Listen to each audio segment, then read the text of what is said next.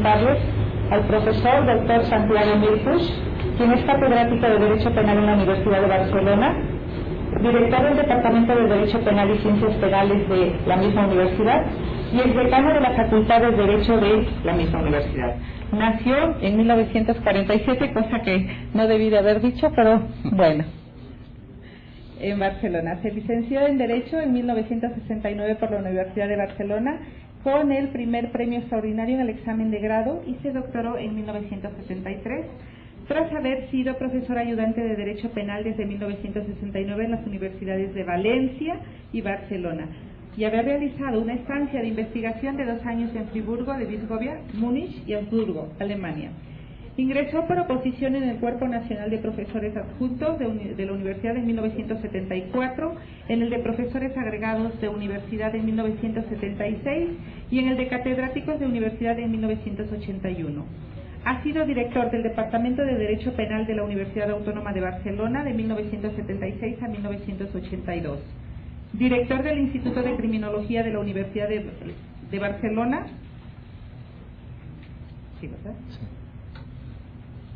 De 1984 a 1987, dije. Director del Departamento de Derecho Penal y Ciencias Penales de la Universidad de Barcelona de 1987 a 1992 y actualmente desde el 2001, y decano de la Facultad de Derecho de 1992 a 1995.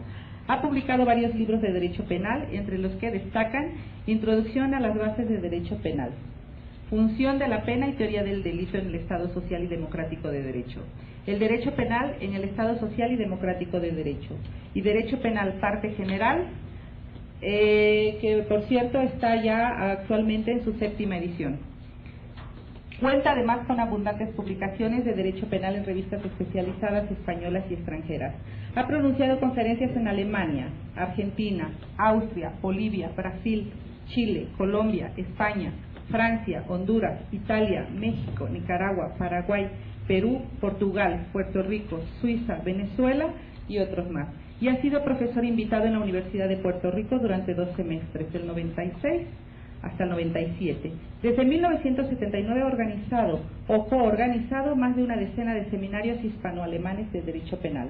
Cada año dirige los programas de doctorado del Departamento de Derecho Penal y Ciencias Penales de la Universidad de Barcelona y los másteres de especialización en Derecho Penal de dicha universidad desde 1997 a 1998, conjuntamente con la Universidad Pompeu Fabra de Barcelona. Podríamos estar toda la tarde enumerando todas las publicaciones y artículos del doctor, pero yo creo que preferimos escucharlo. Él ha venido en todas las ediciones de este máster y siempre lo ha hecho.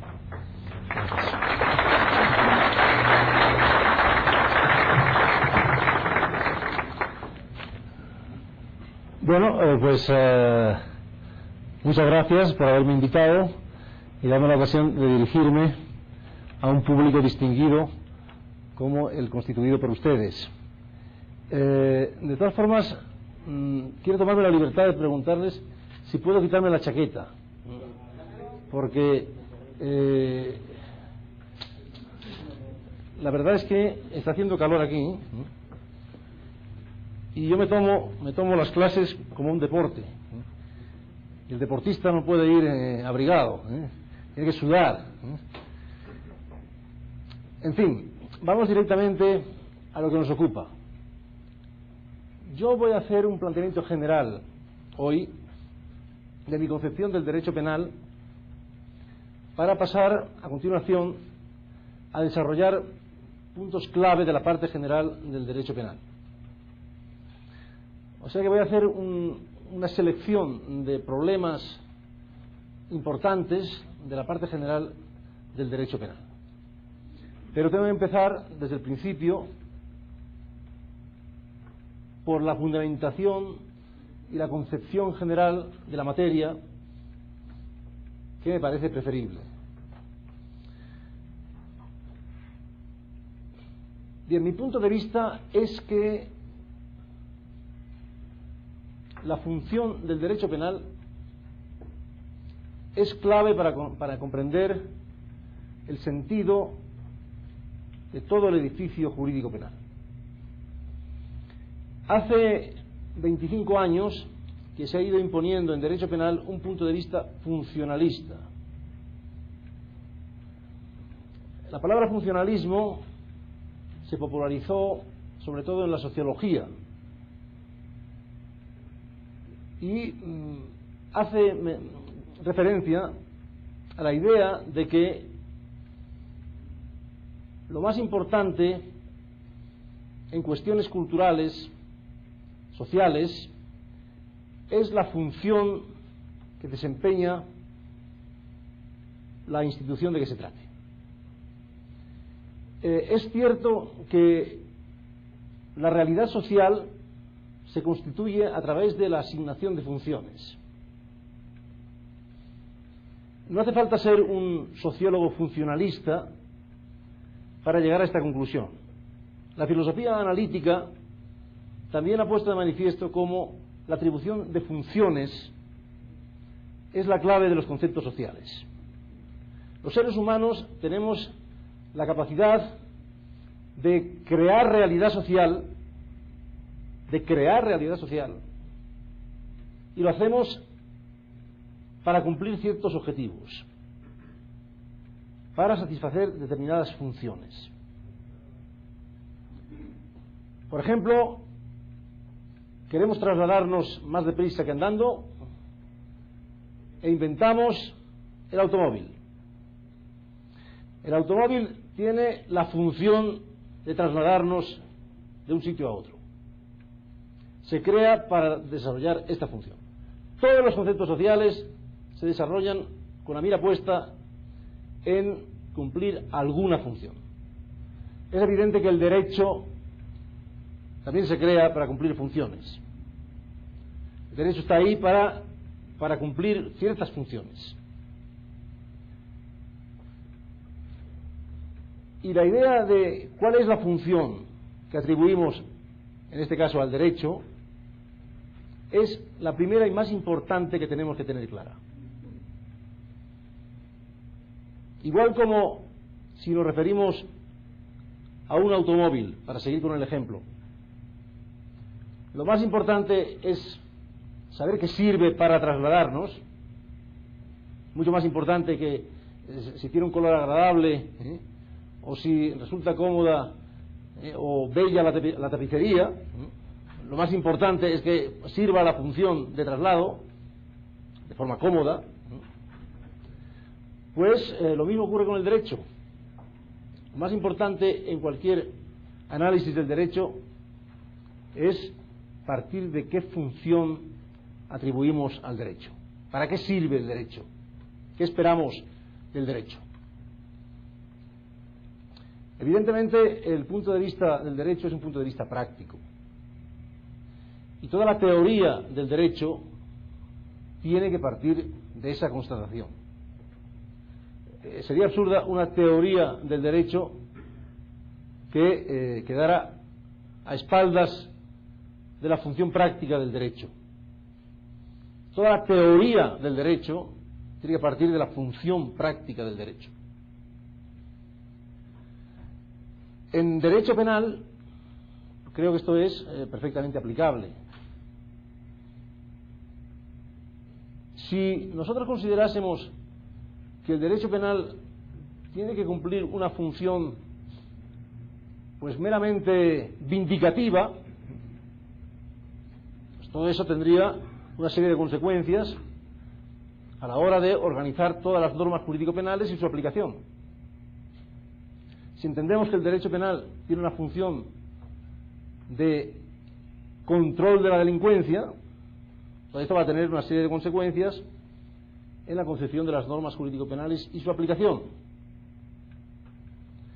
Si entendemos que esa función de control de la delincuencia no tiene por qué retroceder ante garantías individuales, entonces eso va a tener también sus consecuencias en toda la concepción del derecho penal. Si en cambio pensamos que el derecho penal sirve para controlar la delincuencia, pero al mismo tiempo también de una forma segura, con seguridad jurídica para el ciudadano, esto va a tener también una serie de consecuencias. Ustedes saben perfectamente que en materia de función del derecho penal ha habido y hay distintos puntos de vista.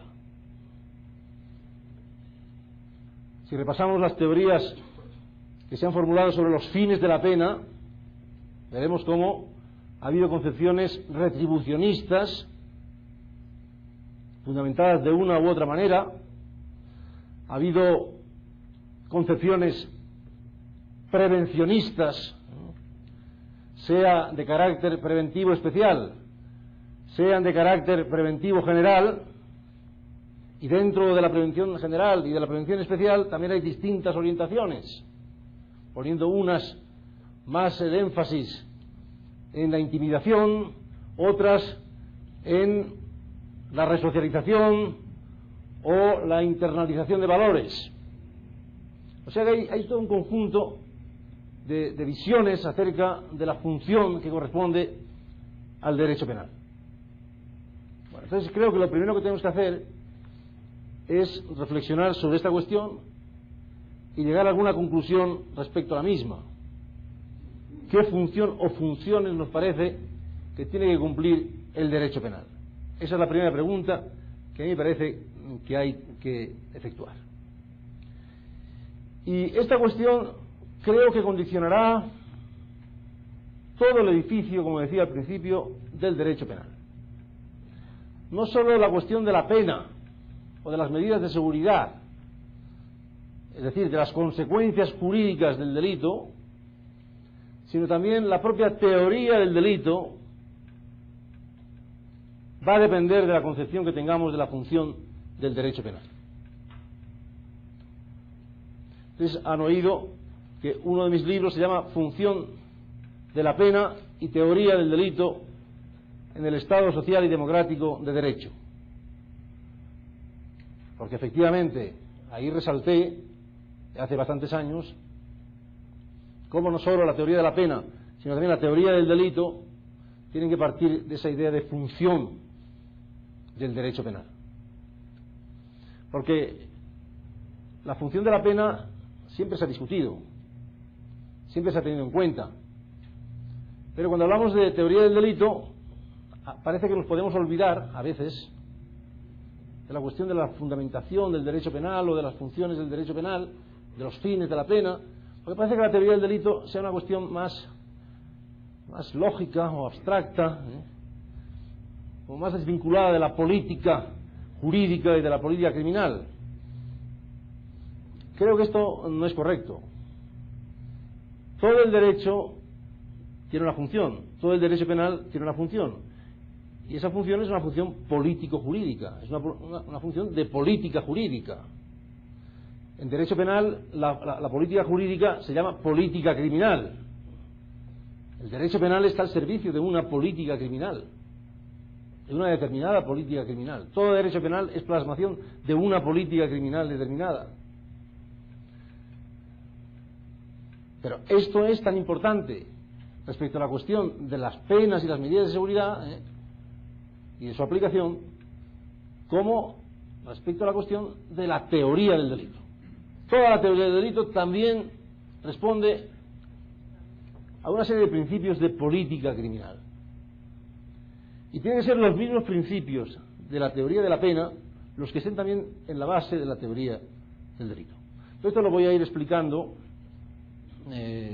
pues en este rato que tenemos, y voy a empezar en primer lugar repasando algunas nociones muy básicas, de modo que ustedes se pueden sentir ofendidos incluso, porque yo venga aquí a recordar conceptos tan sencillos, pero a mí no me importa ofender al auditorio en este sentido, y generalmente acaban agradeciéndomelo.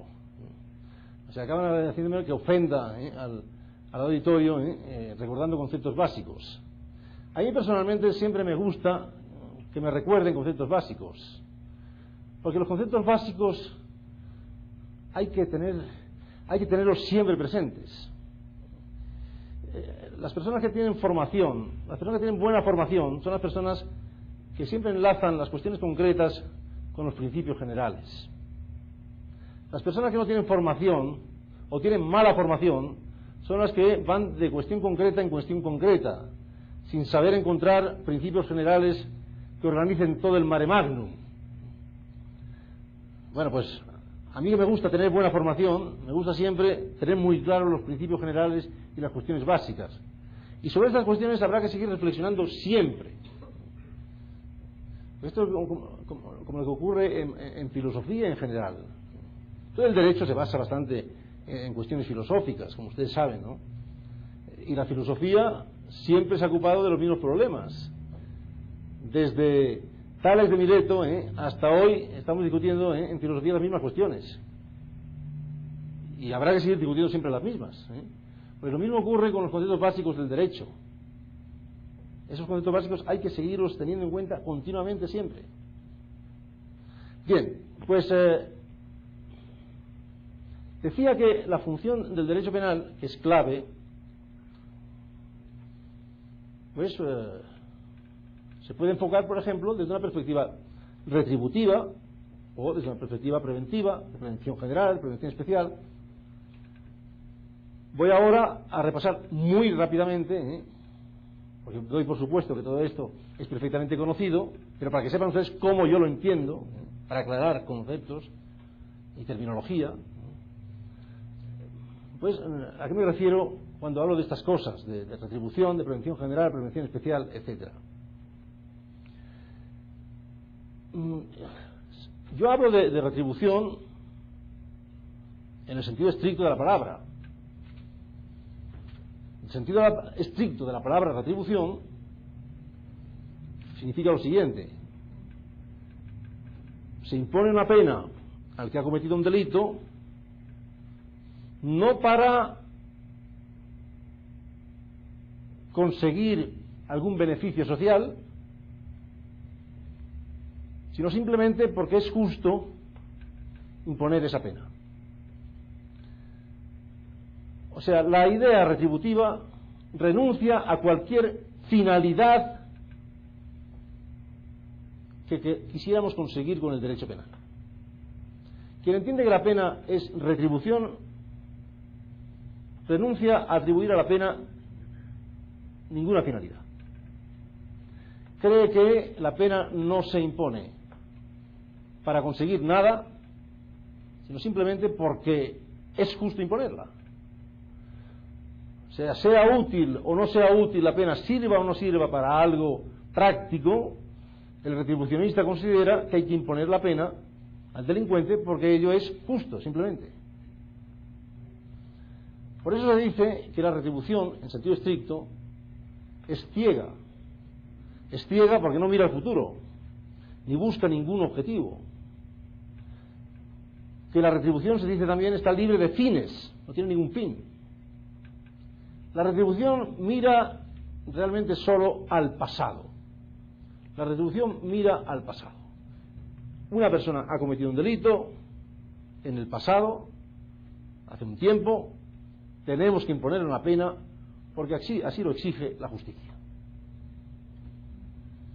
La idea de justicia es la idea que está detrás de la concepción retributiva. En un sentido tan estricto, no ha habido ninguna legislación que haya concebido las penas. Porque el legislador siempre tiene en cuenta la necesidad de cumplir objetivos prácticos. Y una concepción tan cerrada a cualquier función práctica, que piensa solo en la idea de justicia y nada más, en realidad no se ha impuesto en ninguna legislación. Sí se ha defendido en la teoría. Por ejemplo, en una versión relativamente actual, porque ya está dentro del marco del derecho penal contemporáneo, que arranca de la Ilustración del siglo XVIII, pues digo, ya en este marco, el principal defensor de la idea de la retribución fue Kant, el filósofo alemán Kant, que enlazó la teoría de la retribución con su concepción de la moral, y su concepción del imperativo categórico.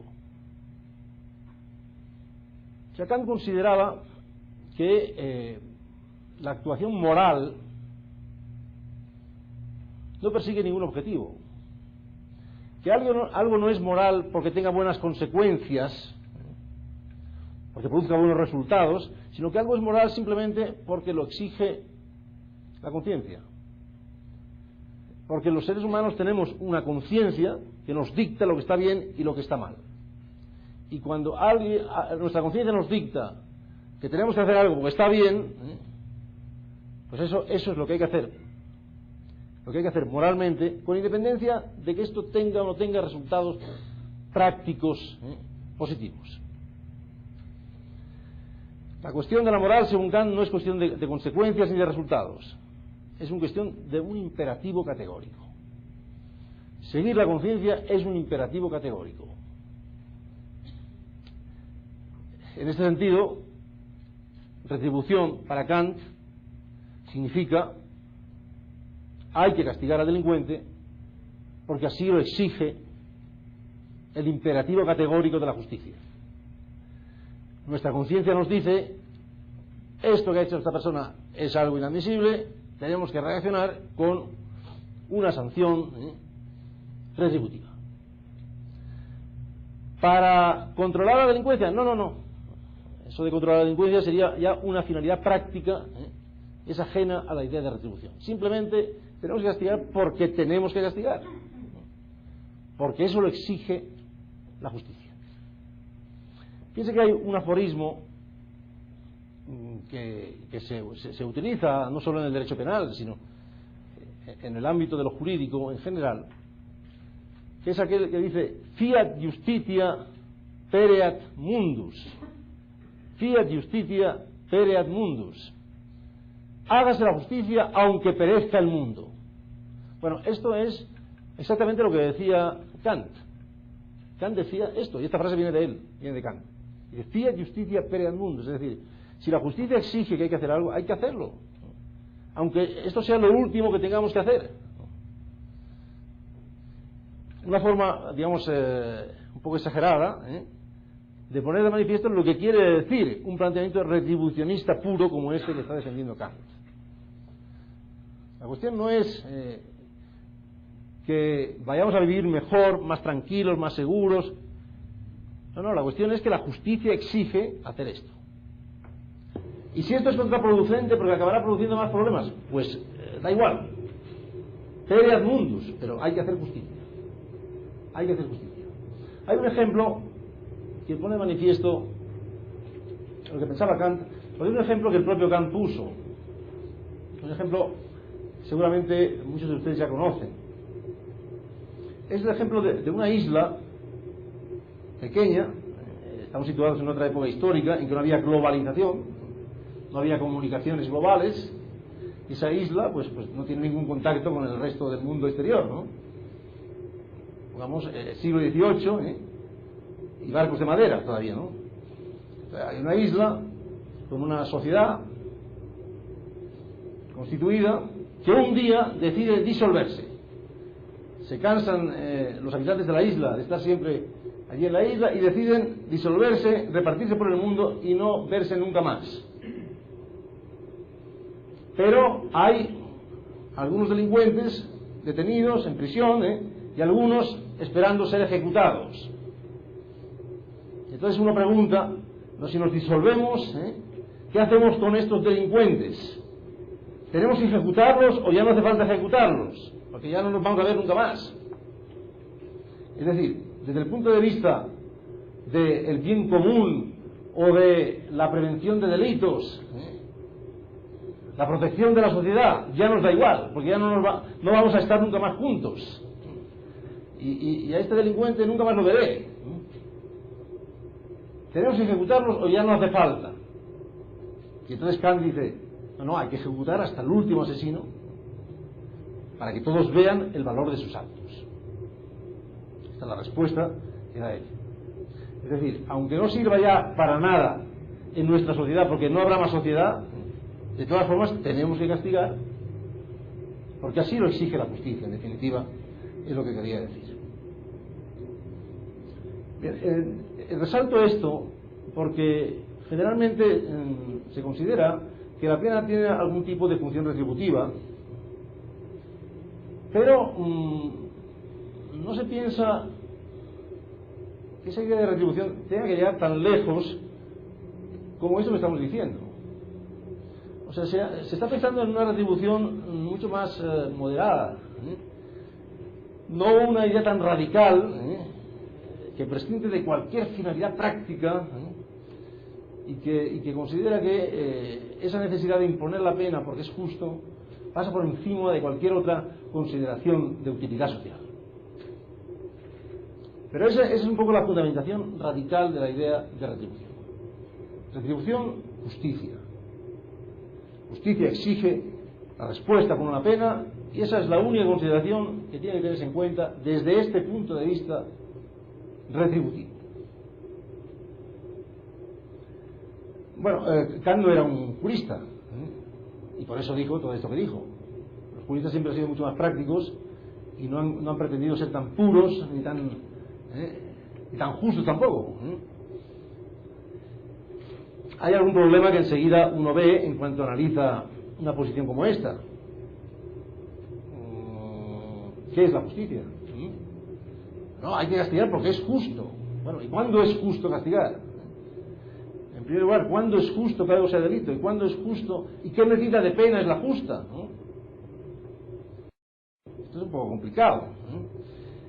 Kant parte de la teoría de la moral. Bueno, a nivel moral, individual, porque él considera que la moral es individual, de la conciencia de cada cual, pues cada cual tendrá su sentido de justicia, su conciencia, su sentido de justicia. Pero el derecho no puede depender de la conciencia de este ni del otro, ¿no? El derecho tiene que llegar a una conclusión que valga respecto a muchas personas que tienen conciencias distintas, que tienen puntos de vista distintos, y más en sociedades complejas, con distintas culturas, multiculturales, con religiones diversas.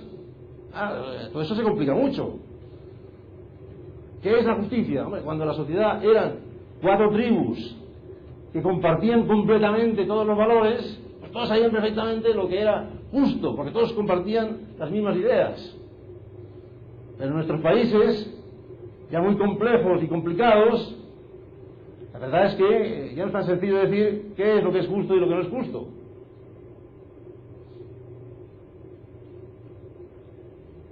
Fíjense que hablamos de delincuentes por convicción. Decimos, hay delincuentes por convicción. Bueno, los terroristas, estos terroristas que están dispuestos a dar la vida, porque están convencidos de que lo que hacen es justo, desde su punto de vista es justo. Entonces, ¿qué tenemos que hacer nosotros?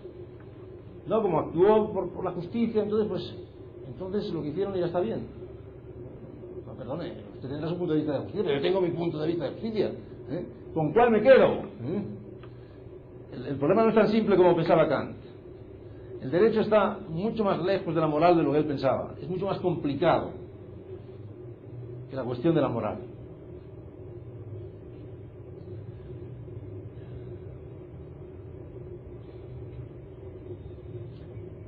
Bien,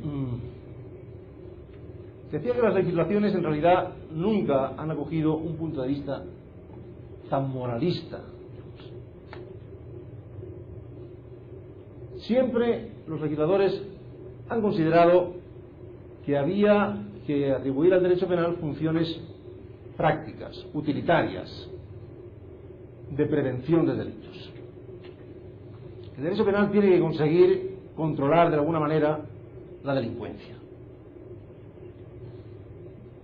Esto no quiere decir que no se maneje continuamente también la idea de retribución, pero la idea de retribución en el marco de una política criminal que tiene funciones prácticas también, que no se limita solo a que se realice la justicia, ocurra lo que ocurra, sino siempre buscando conseguir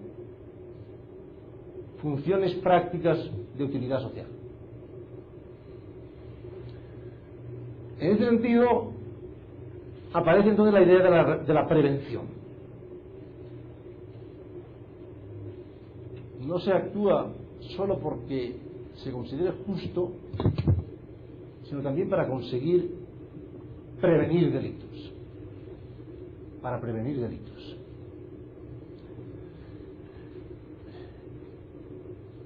Pero hay dos enfoques de la prevención que ustedes saben perfectamente, que son la prevención general y la prevención especial. Los dos enfoques se han mezclado generalmente junto con la prevención, y junto con la retribución. Generalmente, pues, pensamos que las penas tienen alguna función retributiva, pero que también tienen una función de prevención general, una función de prevención especial, un poco de todo, digamos. La prevención general del derecho penal tiene que ser a través de la ley. ¿Y cómo? Pues muy sencillo. La ley tipifica las conductas delictivas y le señala penas. De esta forma lo que está haciendo es mandando un mensaje intimidatorio. Está diciendo: no maten, porque si matan tendrán esta pena. No roben, porque si roban tendrán esta pena. Es decir, la ley tiene una función de intimidación. Estoy refiriendo a la ley penal. La ley penal tiene una función de intimidación, pues señalando las penas correspondientes a los delitos que consideremos que tenemos que tratar de evitar. Por eso la teoría de Feuerbach se llama la teoría de la intimidación. La teoría de la intimidación. Pero fíjense ustedes que aunque la palabra intimidación suena bastante antipática, el contexto de la teoría de Feuerbach es un contexto ilustrado, de principio de legalidad, que es la ley la que, para crear seguridad jurídica, tiene que dejar claro cuáles son los delitos, cuáles son las penas. Fue precisamente Feuerbach el que acuñó el conocido aforismo nullum crimen, nulla pena sine lege. El aforismo es de Feuerbach, es de principios del siglo XIX. Siempre les digo a mis alumnos, no piensen ustedes que esto, porque está en latín, viene de derecho romano, porque en Roma no tenían principio de legalidad. Roma era una potencia militar que no tenía nada que ver con los principios ilustrados. Entonces, nullum crimen, nulla pena sine lege, este es un principio ilustrado que se formula a principios del siglo XIX. No hay delito, no hay pena sin ley. Con lo cual vemos cómo esa función de prevención general tiene dos caras en esta formulación. Una cara de intimidación, pero también una cara de ofrecer seguridad jurídica.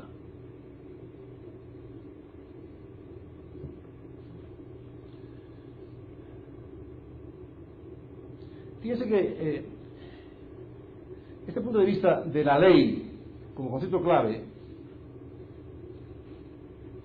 pues aconsejaba centrarse en el aspecto de prevención general. ¿Por qué la ley es general? La ley se dirige a todos. Fíjense que uno de los puntos claves de la Ilustración era acabar con los privilegios y hacer leyes generales que valiesen para todos. Entonces, principio de legalidad, ley y prevención general tienen una relación evidente. Sin embargo, en la última parte del siglo XIX se abrió camino otro punto de vista, que fue el de la prevención especial. Siempre he dicho que las penas han tenido de alguna manera la pretensión de tener una función de prevención especial también, pero digo que la teorización de la prevención especial como función clave del derecho penal no se efectúa realmente hasta la última parte del siglo XIX. Ustedes saben que hacia 1870 se inicia la llamada Escuela Positiva Italiana, con Lombroso, y después Ferri, Garofalo, etc. Toda esta Escuela Positiva Italiana considera que la función clave que tenemos que desarrollar frente a la delincuencia es la de prevención especial. Ustedes saben también perfectamente que esta Escuela Positiva Italiana se enmarca en el momento histórico de desarrollo de la ciencia en el siglo XIX. En el siglo XIX las ciencias tuvieron un desarrollo espectacular que nunca habían tenido. Y concretamente, a mediados del siglo XIX se produce esa explicación general del mundo de Darwin, que está en la base de toda la escuela positiva italiana. Lombroso parte un poco de la idea de Darwin y de esa teoría de la evolución. Porque, como ustedes saben, en la ciencia, en la medicina, por ejemplo, Lombroso era médico, trata de aislar determinado problema para poderlo resolver. Tratar de aislar el problema. Porque si no aislamos es imposible analizar científicamente todo a la vez. Y en medicina, como decíamos, eso queda bastante claro. Por ejemplo, la lucha contra las enfermedades infecciosas, pues empezó a tener éxito a partir del momento en que se pudo aislar determinados bacilos, determinados virus, para poder después encontrar la vacuna o los antibióticos después para luchar contra esos. Pero lo primero es aislar cuál es el bacilo, cuál es el virus que está produciendo todo esto. Una vez que sabemos cuál es el bacilo, por ejemplo el bacilo de Koch en la tuberculosis, entonces podemos atacar ese bacilo de alguna forma. Pero si no sabemos cuál es el factor que está produciendo eso, no sabemos cómo atacarlo.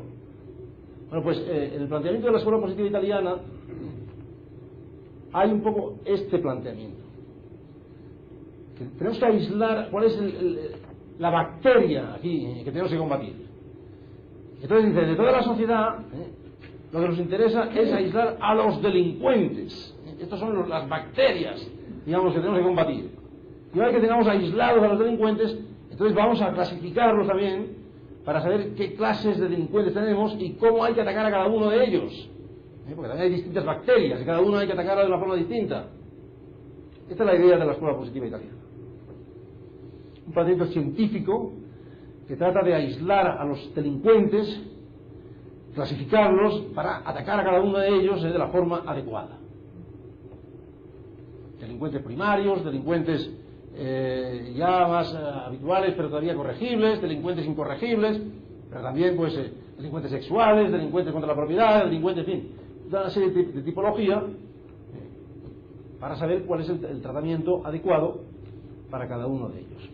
Ustedes saben también que entonces pretendía esta escuela suprimir esa categoría abstracta de pena por la de medidas de seguridad que se adaptasen ya más perfectamente a cada una de las clases de delincuentes que tuviéramos, etc. Bueno, esa idea nos ha impuesto y lo que se ha visto también es que un planteamiento como el de la escuela positiva italiana tiene grandes peligros para la seguridad jurídica. Porque entre otras cosas tampoco hemos podido todavía conseguir saber cuándo alguien va a delinquir.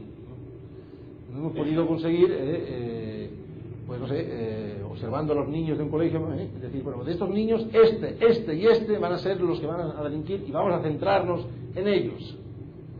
Bueno, podemos decir, estos niños son niños problemáticos, niños que plantean cuestiones, pero de eso a decir, este va a ser delincuente y este no sé qué, y vamos a tratarlos aquí de una forma intensiva. Todo eso no lo podemos decidir científicamente porque no sabemos todavía qué es lo que decide la actuación de una persona. Todavía en eso estamos en pañales. Aunque algún día a lo mejor sabremos un poco más respecto a estas cuestiones. Pero en fin, lo que les quería poner de manifiesto es que el ambiente cultural de la última parte del siglo XIX, ambiente científico, de positivismo científico, condujo a esa otra concepción que puso por delante la idea de prevención especial. Porque consideró que en realidad esa teoría de la prevención general era muy poco eficaz. Eso de dirigirnos a toda la sociedad con la misma amenaza para todos, cuando hay tan distintas clases de personas y de ambientes sociales, etc., eso no podía ser completamente eficaz. y que era mejor tratar de clasificar, identificar delincuentes, tratar a cada uno con la medicina que le correspondiera, etcétera, etcétera.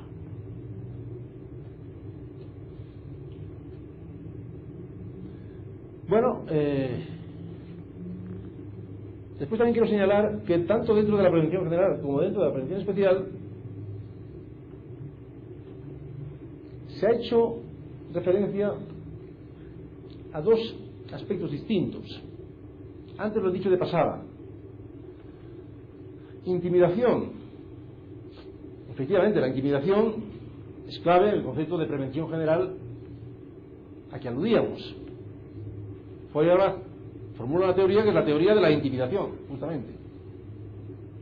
Se intimida amenazando con penas. Bueno, pero en la prevención especial también se utiliza la idea de intimidación, porque tratamos de que ese delincuente no vuelva a delinquir a través del escarmiento. Bueno, que sufra una pena para que sepa lo que cuesta lo que ha hecho, y para que de esta forma se acuerde y no vuelva otra. Es decir, la idea de intimidación también la podemos referir al delincuente concreto. Podemos tratar de intimidar a los posibles delincuentes en general, pero también podemos tratar de intimidar al delincuente concreto, para que no vuelva a escarmiente, ¿no? Y no vuelva a delinquir. Pero tanto en la prevención general como en la prevención especial podemos adoptar otro punto de vista, otra vía. Esto es lo que ha dado lugar a, en la prevención especial, la línea de la resocialización, y en la prevención general a la llamada prevención general positiva. Empiezo por la resocialización porque es lo más conocido. Es de todos conocido, que a partir de determinado momento se consideró que la prevención especial tenía que perseguirse a través de tratamientos que consiguiesen recuperar a los delincuentes para la sociedad, que tratasen de resocializar al delincuente. Fíjense que la idea de resocialización ya no es la idea de intimidación. No resocializamos solo a base de miedo, de amenaza o escarmiento. Tratamos de resocializar mediante un tratamiento penitenciario, que tiene que además adaptarse a las características del individuo. El tratamiento de un delincuente sexual no puede ser el mismo tratamiento que el de un delincuente, yo que sé, agresivo, contra la vida. A veces se pueden mezclar las dos cosas, evidentemente. Pero cada tipo de delincuente tiene necesidad de un tratamiento distinto. Tratamientos que pueden ser tratamientos psicológicos, por ejemplo, ¿no? Respecto a violadores, hay programas en España que se llevan a cabo en las prisiones, ¿no? Entonces, hay unos psicólogos que reúnen a los violadores que acepten los tratamientos, para ayudarles a superar ese problema que tienen, esa tendencia a violar, a abusar sexualmente de otras personas, ¿no? Pero hay una terapia, puede ser terapia de grupo, puede ser técnicas psicológicas, en fin. Este tipo de tratamiento no tiene nada que ver con el tratamiento que podamos realizar para resocializar a delincuentes contra la propiedad que carecen de estudios, de formación. Tal vez sea preferible educar, formar a estas personas que son analfabetas o que no tienen preparación, para poder ayudarlos a desarrollar un trabajo honrado. En cualquier caso, la resocialización no tiene por qué pasar por la intimidación. Hay otras vías, tratamientos diversos, adecuados, que tratan de modificar las actitudes y por lo tanto también en alguna medida internalizar determinados valores, introyectar pues una mentalidad de respeto a las normas, cosas de este tipo, ¿no? Todo esto también se está aplicando actualmente a la idea de prevención general. Y entonces cuando hablamos de prevención general positiva. La prevención general a través de la intimidación, la prevención general como intimidación, hoy se llama prevención general negativa y se distingue de la prevención general positiva. La prevención general positiva trata de inculcar en la sociedad el respeto a la ley. Si queremos que no se delinca, si queremos que no surjan delincuentes en la sociedad, podemos tratar de disuadir a través de la intimidación, de la amenaza de la pena, etcétera, pero también podemos tratar de inculcar en la sociedad, de educar a la sociedad de tal manera que formemos la conciencia jurídica de los ciudadanos. En realidad, si tuviésemos éxito en esta segunda línea, verdaderamente seríamos más eficaces, porque la amenaza de la pena siempre es relativa. Es relativa porque no hay un policía detrás de cada delincuente. Es decir, que el delincuente siempre puede esperar que no va a ser descubierto, que sí, que aunque me amenacen con pena, sí, pero si no me descubren, entonces se puede escapar a esa intimidación, ¿no? A esa amenaza. Pero si logramos inculcarle una actitud de respeto a la ley, etcétera, eso le va a guiar mucho más de forma constante. Pero por eso hoy en día se recalca este aspecto también de prevención general positiva. Dice, un derecho penal no tendría que esperar solo eficacia de la intimidación pura y dura, sino que tiene que también tener un objetivo de educación colectiva, que produzca ese efecto de prevención general, pues no estrictamente intimidatorio. A mí me gusta a veces poner como ejemplo también lo que hacen los padres respecto a los hijos cuando quieren educarlos. Evidentemente que habrá momentos en que los padres tendrán que sancionar, porque a veces es inevitable, que al niño pequeño, que tiene 1 año, es difícil razonarle con muchos argumentos. Un niño que tiene 9 meses, 10 meses, 1 año, no se le puede argumentar con grandes... A veces no habrá más remedio que pegarle un grito, o hacer algo para asustarlo, para que no vuelva a meterse en ese peligro, etcétera, etcétera, ¿no? Pero a medida que el niño se va haciendo mayor, pues los padres tienen que argumentar, tienen que tratar de ir inculcando, de tal manera que el niño no actúe solo por miedo a su padre o miedo a su madre, sino porque realmente va desarrollando una actitud interna que al final pues si verdaderamente la tiene desarrollada, va a influir a lo largo de toda su vida, ¿no? Bueno, no es fácil que el derecho consiga educar a todos sus ciudadanos a través de las penas, a través de la amenaza de penas. Eso no es nada fácil, Pero en definitiva, yo quería en este momento comentar brevemente estas líneas de prevención general positiva, que enlazan con esa otra de resocialización, pero que en lugar de aplicarse a la prevención especial positiva, se refiere a la prevención general positiva. Bien, todo esto son ideas que, como digo, todos ustedes conocían perfectamente, pero quería un poco reflexionar sobre ellas para a continuación tomar posición respecto a estas cuestiones. Mi punto de vista es que la función del derecho penal no se puede decidir para todo tiempo y lugar, sino que depende mucho del contexto cultural en que nos inscribamos. No se ha hecho generalmente. Generalmente se ha pretendido resolver la cuestión del fin de la pena, como si eso fuera independiente del tiempo y del lugar. Cuando Kant hablaba de que la pena tiene que imponerse porque es justa, esto lo decía para todo tiempo y lugar. O sea, eso valía para siempre.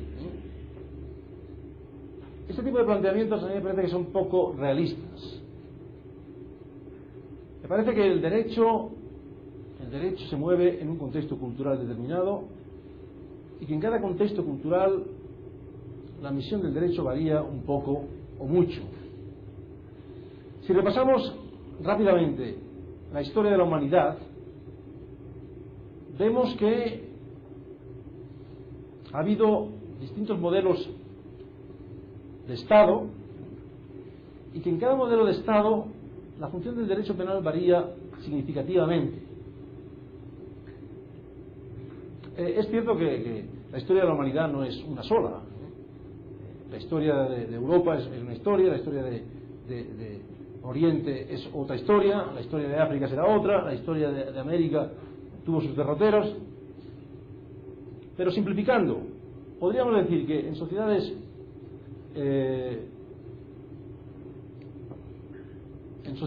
un poco desarrolladas, pues pronto se desarrolla una concepción teocrática. Por ejemplo, en Egipto, como ejemplo de Estado en el que la agricultura consigue aglutinar grandes masas de personas en un territorio, lo que se llama un despotismo hidráulico, los despotismos hidráulicos, que son un poco las primeras consecuencias de la agricultura, en Mesopotamia, en Egipto, etc. Bueno, sabemos perfectamente que en Egipto lo que había era un planteamiento teocrático, es decir, ahí la religión ordena toda la vida pública. Y la concepción del Estado es la de un Estado perfectamente identificado con una religión. Bueno, en esos estados teocráticos me parece que las penas, las sanciones penales, tienen algo que ver con la religión. Son sanciones que adoptan la función que en general se otorga a las sanciones que Dios impondrá. Cuando aplicamos esto al cristianismo y vamos, por ejemplo, a la Europa medieval, que también es un ámbito de la Europa medieval teocrático, la Europa medieval es la Europa del cristianismo, que después se enfrenta al Islam. Pues entonces vemos cómo en la religión cristiana Dios en la otra vida castigará a los pecadores y premiará a los justos. Cuando el Estado es teocrático y se imbuye de estos principios, parece lógico que cuando aplica penas considere que tiene que hacerlo con un criterio parecido, es decir, tratando de castigar al malo como tenemos que premiar al bueno. De la misma forma que Dios va a castigar a los pecadores, pues nosotros tenemos que castigar también a los delincuentes. En realidad, ya en el siglo XX, el Papa Pío XII dijo ante un congreso de derecho penal que la función de las penas tenía que ser una función retributiva, porque tenemos que seguir el ejemplo de Dios y por lo tanto de castigar a los delincuentes. cómo se castiga a los pecadores. Esto parece bastante lógico en un planteamiento teocrático. Si el poder viene de Dios, si el poder representa a Dios, pues tiene que hacer un poco lo que haría Dios, hacer lo que haría Dios, que es castigar a los malos y premiar a los buenos. Entonces, la idea de pena retributiva pues es bastante lógica en un planteamiento teocrático. Pero en la historia de la humanidad no todos los estados han sido teocráticos. Es más, a partir de la Ilustración, como decíamos, pues se va imponiendo un modelo de estado no teocrático, un estado que ya no se fundamenta en la religión, sino que se considera al servicio de la sociedad. Ya no se dice el poder se legitima porque viene de Dios, sino se dice no, el poder se legitima porque viene del pueblo. En un planteamiento así, que además respeta distintas religiones, distintos puntos de vista confesionales, pues ya el modelo divino no tiene por qué ser el que tenemos que seguir. Dice un autor, un penalista alemán, que se llama Roxin, dice, es que en nuestros estados ya las sentencias no se dictan en nombre de Dios, sino en nombre del pueblo. Pero este cambio tiene que tener consecuencias. Si las sentencias se dictan en el nombre del pueblo y no en el nombre de Dios, entonces la función de estas sentencias es servir al pueblo. ¿Y cómo servimos al pueblo?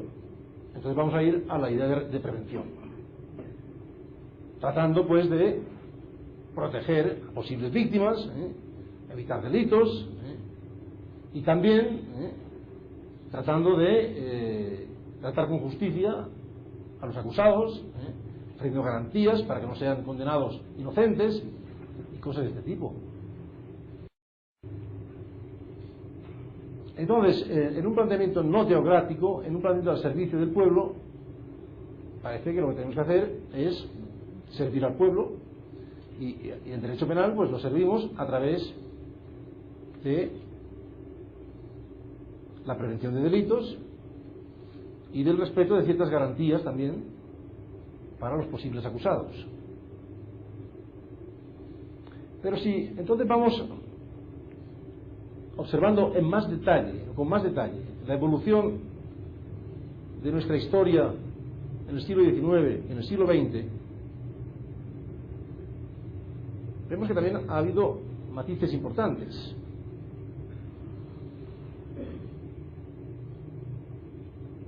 En Europa, en el siglo XIX, se van imponiendo las ideas ilustradas poco a poco,